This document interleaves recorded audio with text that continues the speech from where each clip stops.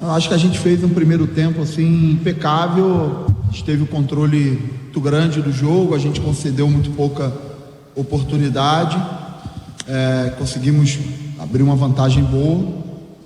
E no segundo tempo também, até a gente sofreu o primeiro gol, acho que a gente estava com o jogo bem controlado, criando até oportunidades para ampliar o placar.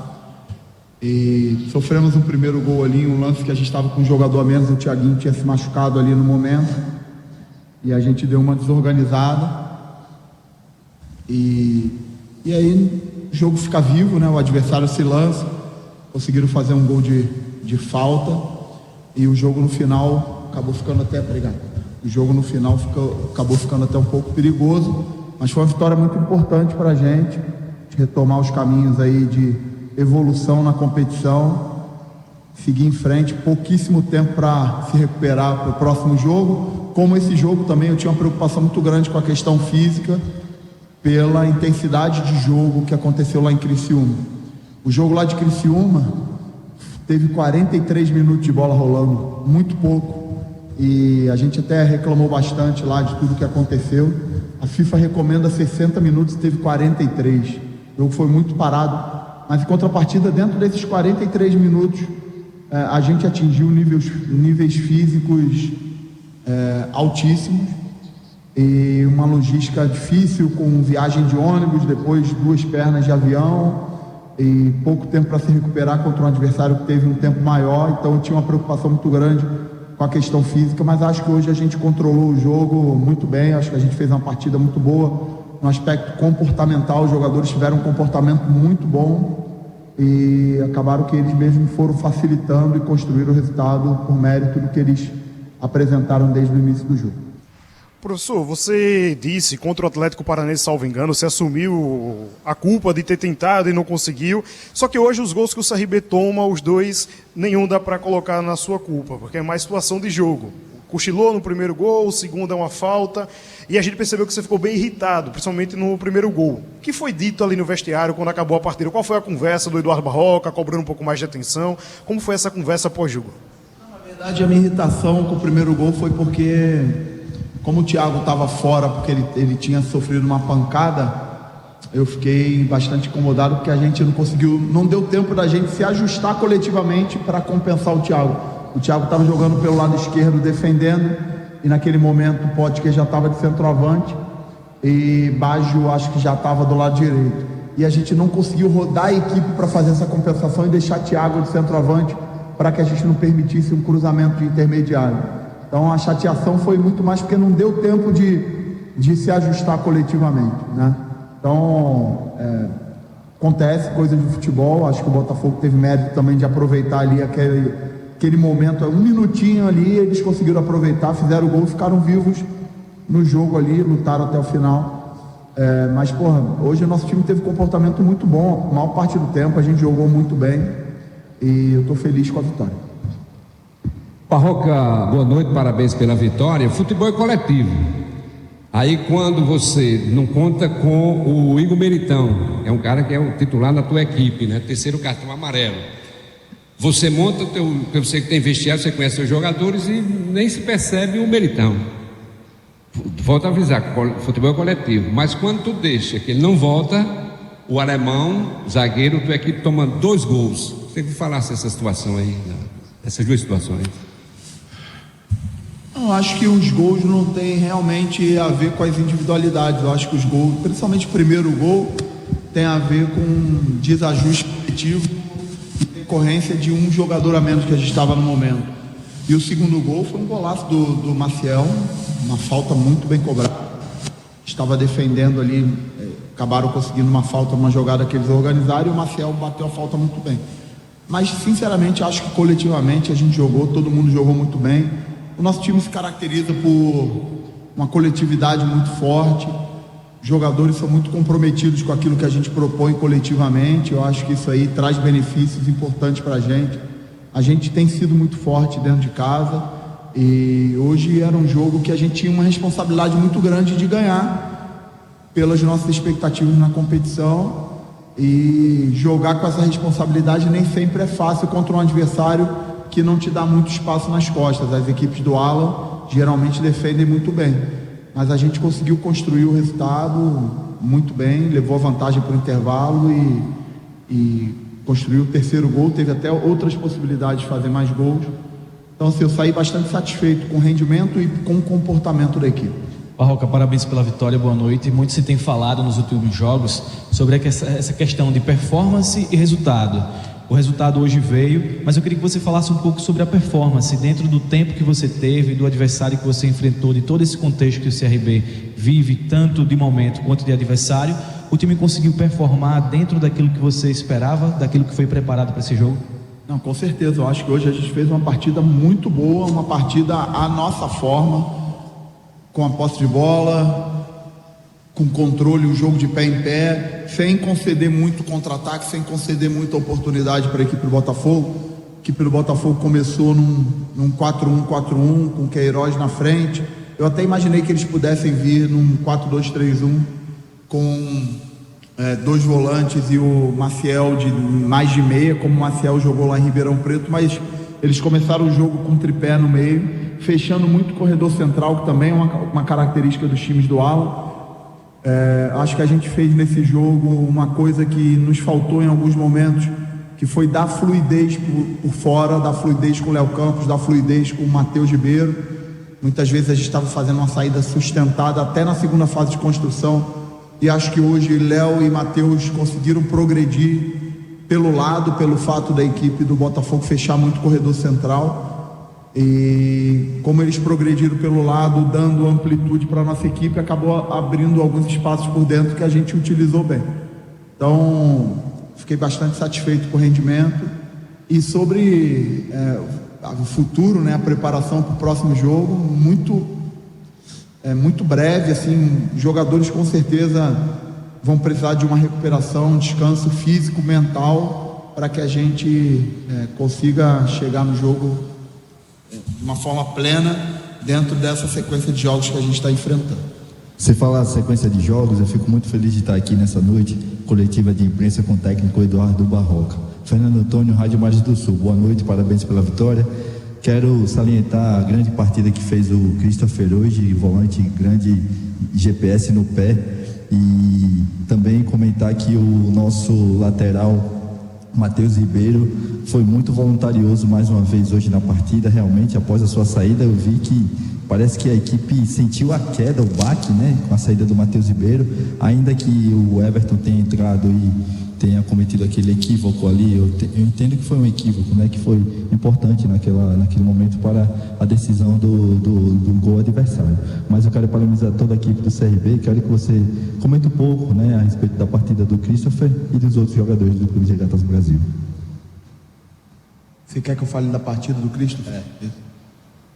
O Christopher, ele não é um primeiro volante de origem, é um jogador que flutua ali mais como segundo volante ou terceiro homem de meio, mas eu acho que hoje o jogo pedia um pouquinho mais de ousadia e coragem da nossa parte por jogar em casa, e porque GG é um jogador importantíssimo pra gente. Estou feliz demais com o gol dele. Em alguns momentos, normal, eu respeito muito o torcedor do estádio. O torcedor do estádio, ele reage ao que o campo fala, né? Então, em alguns momentos aí o torcedor pega no pé do treinador, pega no pé de um jogador ou de outro, mas o torcedor de estádio, ele reconhece quando o jogador dá a volta por cima, quando o jogador é sério, quando o jogador é comprometido. E fiquei feliz que o torcedor hoje reconheceu a partida que o GG fez, a partida que Segovia fez. Alguns jogadores que são importantíssimos para o nosso time, que eu considero titulares, jogadores ali que estão na competição interna num ótimo nível e que vão ser importantes para a gente ainda nesses 10 jogos que nos faltam. Professor, no momento que a partida já estava mais tranquila para o CRB, você fez algumas alterações, inclusive testando ali o William Potker, que é uma espécie de um centroavante. Você citou sobre o Thiaguinho também.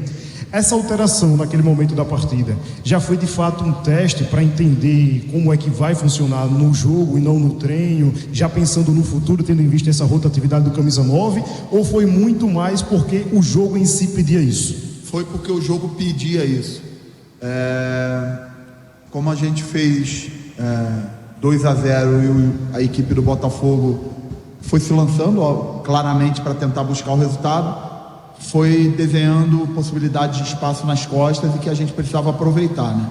E Potker fez uma jogada do terceiro gol, foi uma jogada construída por ele, e logo depois da jogada a gente entendia que a gente ia ter outros espaços ali na profundidade. Potker gerou a expulsão do Edson também.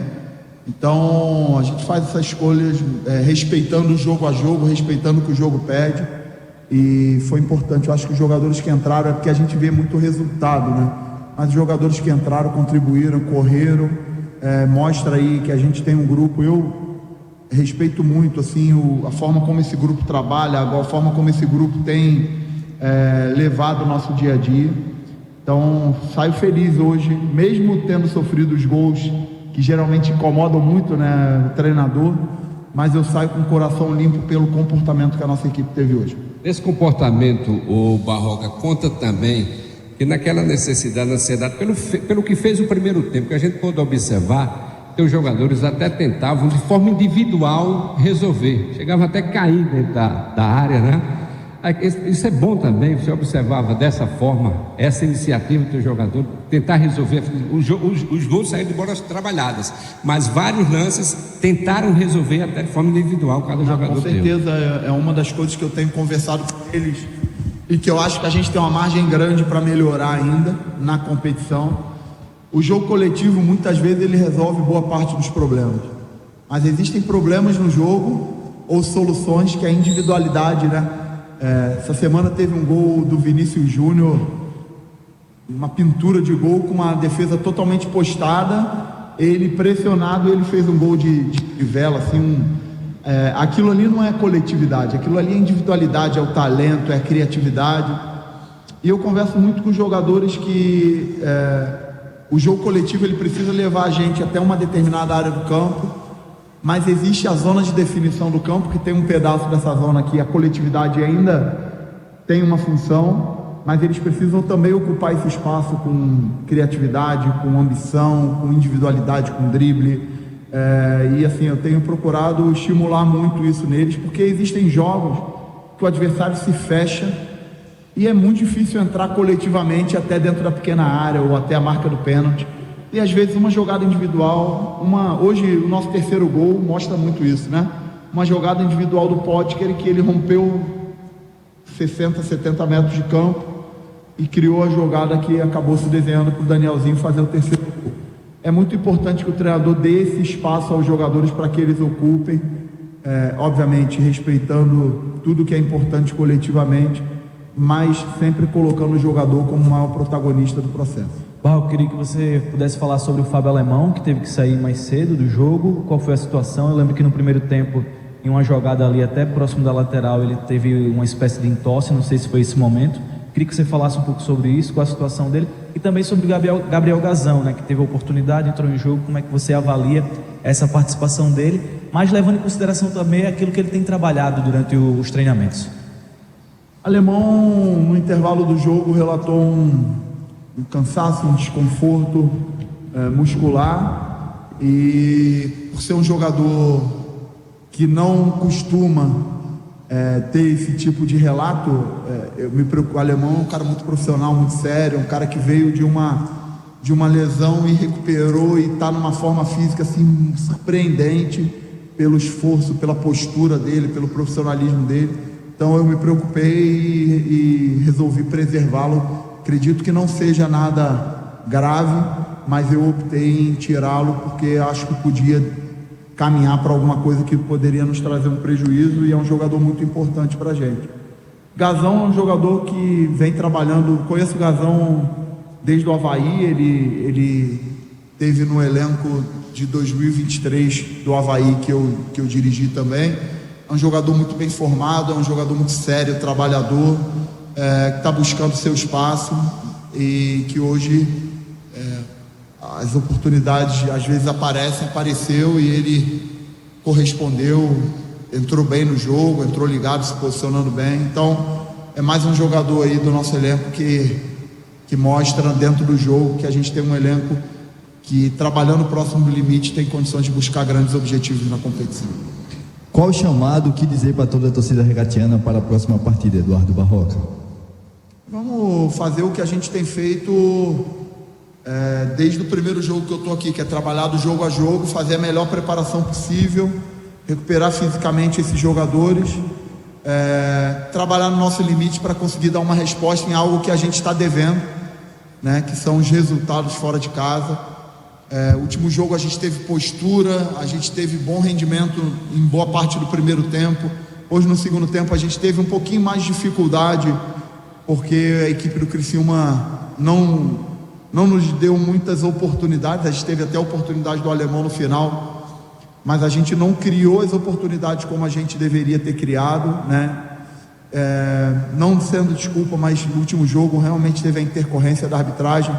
Eu até falei ali com o André no final do jogo. O André é um árbitro muito bom, assim, todas as vezes que o André apitou jogos que eu dirigi, sempre foi com uma atuação muito boa. Eu até elogiei ele. Hoje ele estava ganhando o jogo 3-2, um jogo perigosíssimo do adversário empatar o jogo, mas eu elogiei porque ele deu 8 minutos de acréscimo e depois teve a expulsão do Edson e deu mais 4. Eu falei na última entrevista, tem um pedaço do antijogo que muitas vezes é responsabilidade da minha classe, né, de ficar estimulando feira, ficar jogador no chão. É uma coisa que eu particularmente acho que isso contribui muito pouco com a evolução do futebol brasileiro. E tem um pedaço disso que é da arbitragem. Então todas as vezes que um árbitro perceber isso, nem foi o caso hoje a gente nem teve muito essa situação, nossa equipe não fez, mas toda vez que o jogo estiver parado, como aconteceu no último jogo, 43 minutos de bola rolando, quem perde é o futebol. Um árbitro tem a obrigação de dar 10, 12, 15 minutos para preservar o jogo, para preservar o futebol. Então, mesmo sendo perigoso o árbitro dando um acréscimo muito grande, hoje eu elogiei o André ali por isso, porque acho que é uma responsabilidade da arbitragem também preservar o jogo. Tá aí, esse foi o Eduardo Barroca falando sobre essa vitória do Galo por 3-2 diante